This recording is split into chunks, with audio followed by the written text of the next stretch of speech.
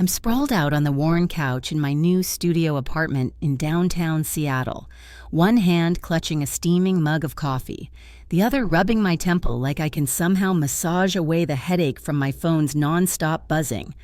The screen lights up on the coffee table, flashing the same names over and over.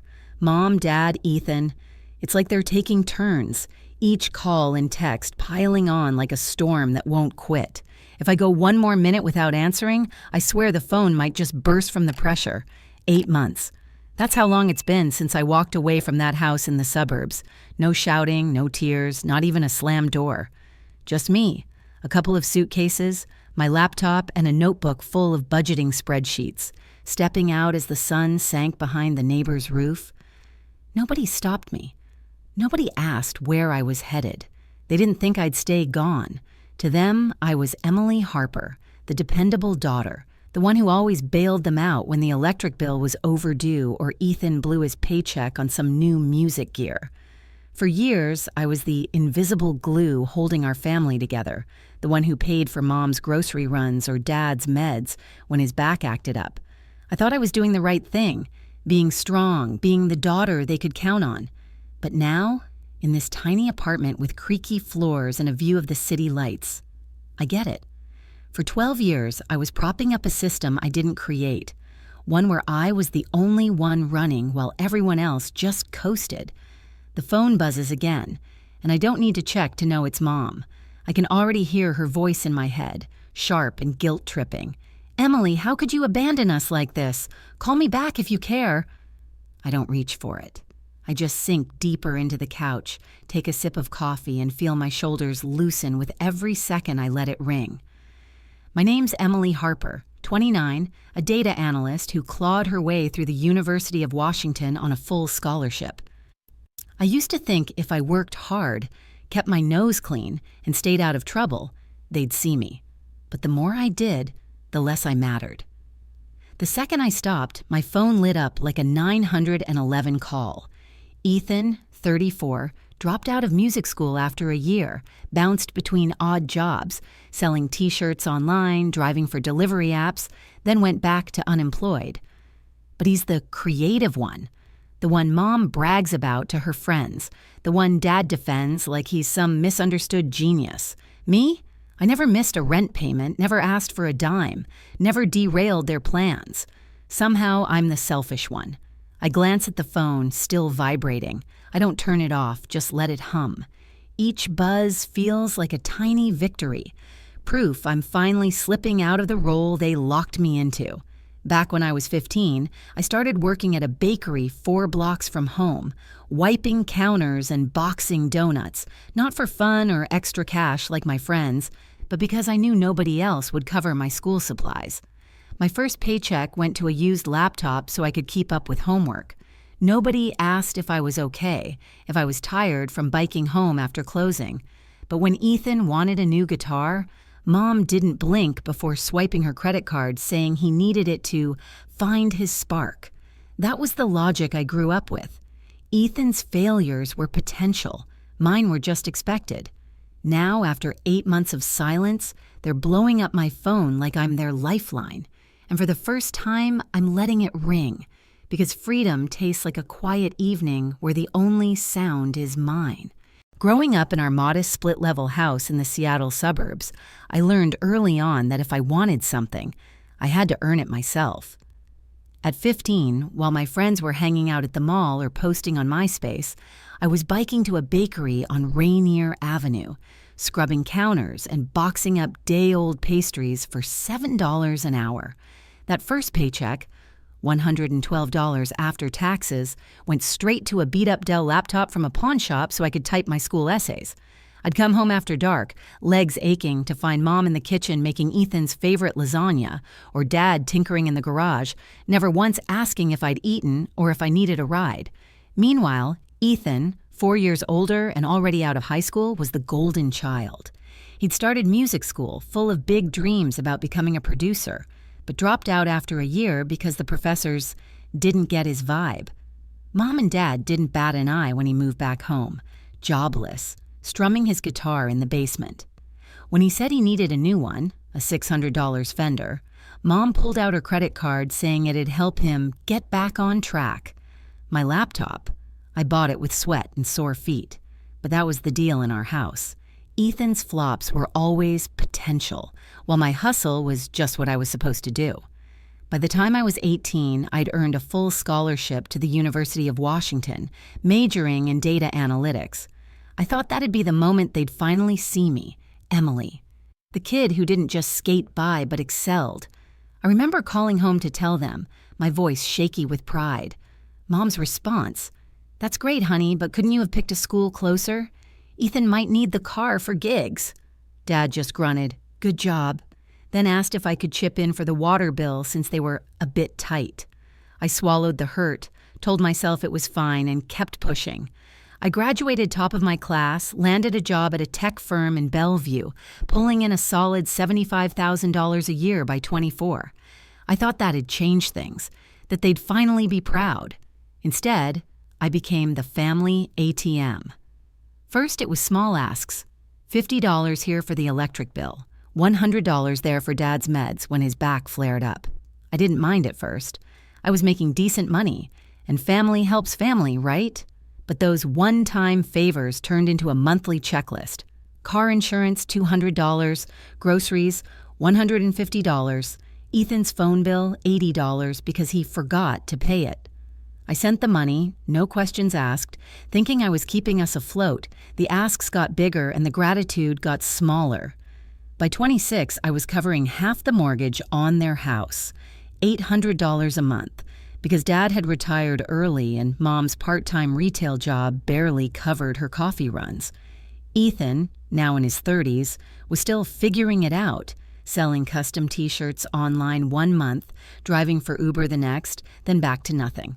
I'd come home after 10-hour workdays to find him sprawled on the couch scrolling through music blogs, while Mom recounted his high school band days like he was a rock star in waiting. Once, I mentioned I was saving for a down payment on a condo. Dad looked up from his newspaper and said, "That's a big step. But you know, Ethan's talking about starting a studio. Could you help him with the deposit?" I stared, waiting for a just kidding. It never came. I sent $1,000 for Ethan's studio, which turned out to be a new MacBook he used mostly for gaming. No thank you, no payback. Just another text a week later. "Em, the water heater's busted. Can you cover $400? I kept a ledger in my head, every dollar sent, every promise of "we'll pay you back" that never materialized. Over 5 years, I sent them over $25,000. Mortgage payments, medical bills, car repairs, Ethan's business ventures. I wasn't rich. I was scraping by, eating ramen some weeks so I could cover their gas bill. I told myself it was temporary, that they'd get back on their feet. But every time I visited, I'd see Ethan's new sneakers or Mom's fresh manicure, while I was still driving a 10-year-old Honda with a cracked windshield. I started to feel like a ghost in my own family, only noticed when they needed a withdrawal. I'd lie awake at night, staring at my bank app, watching my savings flatline. I wasn't living, I was funding their lives. The worst part wasn't the money, it was the silence when I tried to talk about it. Once I told Mom I was exhausted, that I couldn't keep covering everything. She sighed, like I was being dramatic, and said, "Emily, you've got a good job. We're struggling. Don't you want to help your family?" Ethan overheard and chimed in. "You're acting like it's a big deal. It's just money." Just money. To him, maybe. To me, it was every late night at the office, every vacation I canceled, every dream I put on hold. I started to see the truth. I wasn't their daughter or sister. I was their safety net, and they'd gotten too comfortable letting me catch them. That realization didn't hit all at once. It crept in, heavy and cold, until I couldn't ignore it anymore. I'd spent 12 years trying to prove I was enough, but all I'd done was teach them to expect more. The day I walked away started like any other Sunday, gray and drizzly in Seattle, the kind of weather that makes you want to stay in bed. I just pulled a long shift at the office, crunching numbers for a client deadline, and all I wanted was a hot shower and a few hours of quiet. But Mom's text came through as I was leaving work. "Emily, Dad's hospital bill came in. It's $1,200. Can you send it tonight? We're really stuck." I stared at the screen, my stomach twisting. I'd sent them $800 for the mortgage just 2 weeks ago, plus $200 for Ethan's business supplies that I suspected were just new headphones. I was tapped out, my savings account hovering at a scary $300. Still, I replied, I'll see what I can do. Because that's what I always did, found a way, even when it hurt. But something felt off. On a hunch, I checked the bank account I used to send their mortgage payments, something I'd never done before because I trusted them. My heart sank. The last payment posted was 3 months old, even though I'd sent $2,400 since then. I called Mom, voice steady but tight, and asked, "Where's the mortgage money I sent?" She hesitated, then mumbled something about other expenses. When I pressed, she admitted they'd used it to buy Ethan a new synthesizer for his music career. I felt like I'd been slapped. All those late nights, all those skipped lunches, and they'd funneled my money into Ethan's hobbies without a word. That evening, I drove to their house in the suburbs, my hands gripping the wheel so hard my knuckles turned white. I walked in with a grocery bag, milk, bread, some frozen dinners, because even then I couldn't show up empty-handed. Mom was in the kitchen chopping onions, and Dad was watching a car show in the living room. Ethan, as usual, was sprawled on the couch, scrolling on his phone. I set the bag down and said, "We need to talk." Mom wiped her hands on a dish towel, already frowning. "What's wrong, Emily? You look upset." I took a deep breath and laid it out. I checked the bank. The mortgage is behind, even though I sent the money. You used it for Ethan's synthesizer instead. Dad muted the TV and Ethan sat up, rolling his eyes. Mom's face tightened. "We had to prioritize," she said. "Ethan's trying to build something you wouldn't understand." I blinked, stunned. "Wouldn't understand? I've paid your bills for years while he sits around. And you lied to me," Ethan cut in. "You're making a big deal out of nothing. It's just one payment." My voice shook, but I didn't back down. "It's not just one. It's $2,400 I sent, thinking it was saving this house. You didn't even tell me." The room got quiet, the kind of quiet that feels like it's holding its breath. Then Mom crossed her arms, her voice sharp. "Emily, you've got a good job. We're barely getting by. If you can't help without complaining, maybe you shouldn't bother." It was like a punch to the chest. All those years, all that money, and now I was the problem for asking questions. Dad finally spoke, his tone heavy. "You're making this harder than it needs to be, Em." I looked at them. Mom's pinched face, Dad's tired eyes, Ethan's smirk, and something snapped. "Harder? I've carried this family for years. I'm done." Mom's eyes narrowed. "If it's such a burden, then go. Don't come back if you're just going to judge us." Time stopped. I waited for someone to say, "Wait, we didn't mean it." Nobody did. So I nodded, soft but firm. "Okay, I hear you." I left the groceries on the counter, turned and walked out. The rain hit my face, soaking my jacket, but I didn't care. I got in my car, blocked their numbers, and drove back to my apartment. That night, I moved into my new studio in downtown Seattle, a small third-floor place with peeling paint and a noisy radiator. It wasn't much, but it was mine. No more 40-minute drives to drop off groceries, no more midnight texts about bills. I unpacked my 2 suitcases, made a cup of tea, and sat by the window watching the city lights.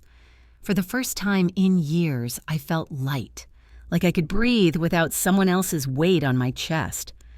I started saving again, bit by bit, and spent my weekends hiking in Discovery Park or reading at a coffee shop, not answering emergency calls.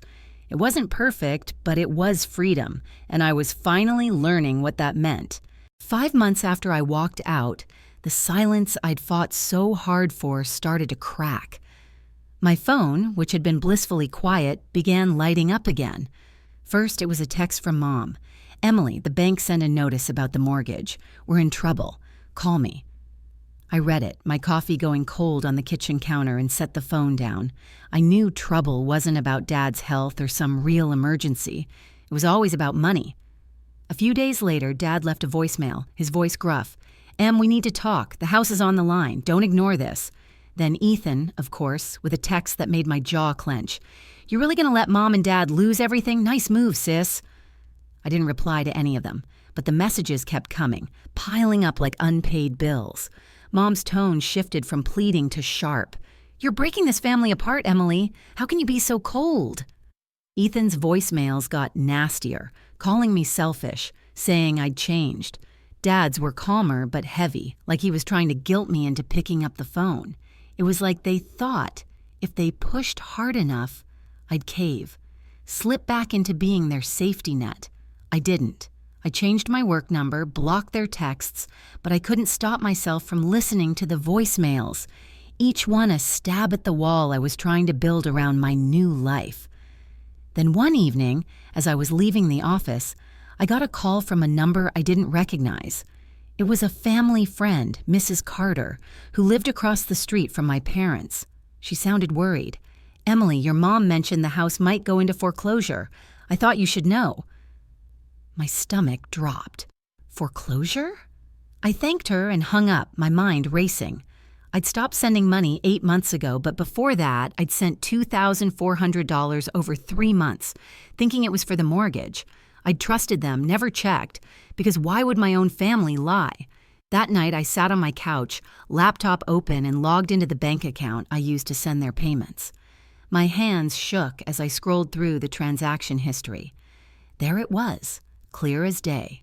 No mortgage payments had been made for nearly a year, even though I'd sent that $2,400. The account showed withdrawals, but none went to the bank for the house. I cross-checked my own records. Every transfer, every date, $800 a month, sent like clockwork. It didn't add up. I called the bank the next morning, posing as a concerned daughter checking on her parents' account. After some back and forth, the rep confirmed it. The mortgage was 9 months behind, $7,200 overdue, and the house was in pre-foreclosure.